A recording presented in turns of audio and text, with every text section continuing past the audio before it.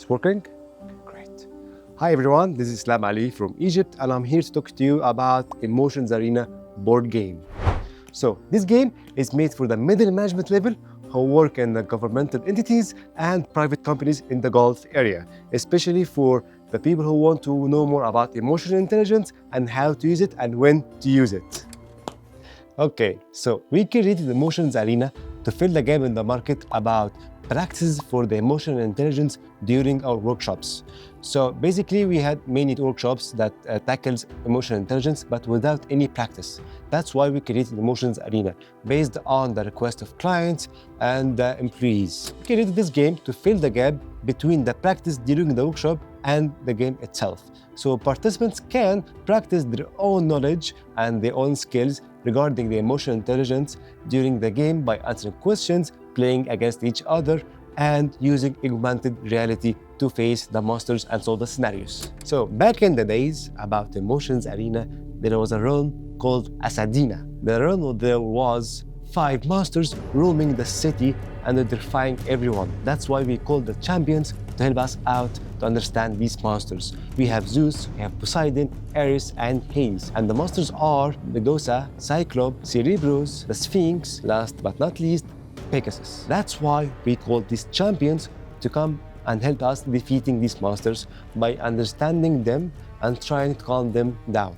So the approach of the game that participants play on an actual board using 2 kinds of dice. The first one, it's called the movement dice. They throw the dice on the ground and they move around the board. Second kind of dice, it's called the action dice, are meant to fight the monsters when you land on their spot. Players move around the board trying to answer questions based on each area because we have the 5 areas of emotional intelligence based on the module of Daniel Goleman, which are self-awareness, self-regulation, empathy, motivation, and social skills. Each one of these areas, you have like around 15 questions about each one of these modules.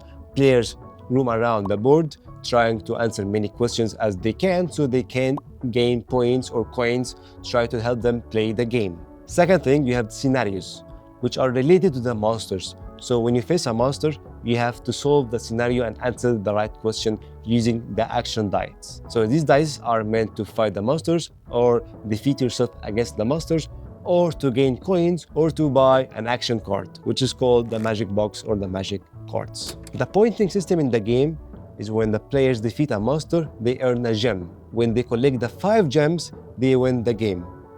Each champion has their own board with there to collect the gems they gain when they defeat the monster, of course using the augmented reality app that we have.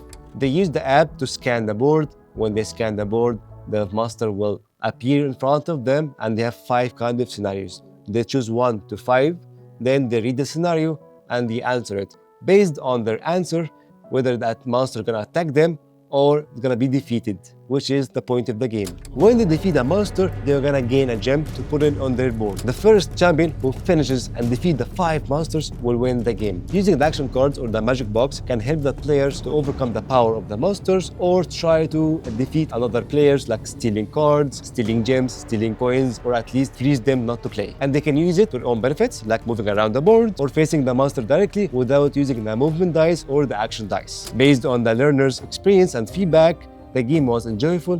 They can learn more about or practice their own knowledge and skills about emotional intelligence, and they can try different mechanisms to win the game. Based on the feedback from the players, around 70 plus who played the game, they said the game takes time to play.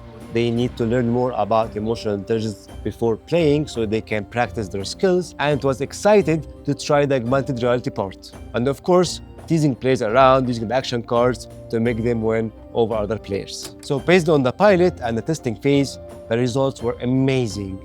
Many players liked the characters, liked the graphics, liked the board itself, and the mechanism of the play. So what did I learn about this project? That designing a game takes a time.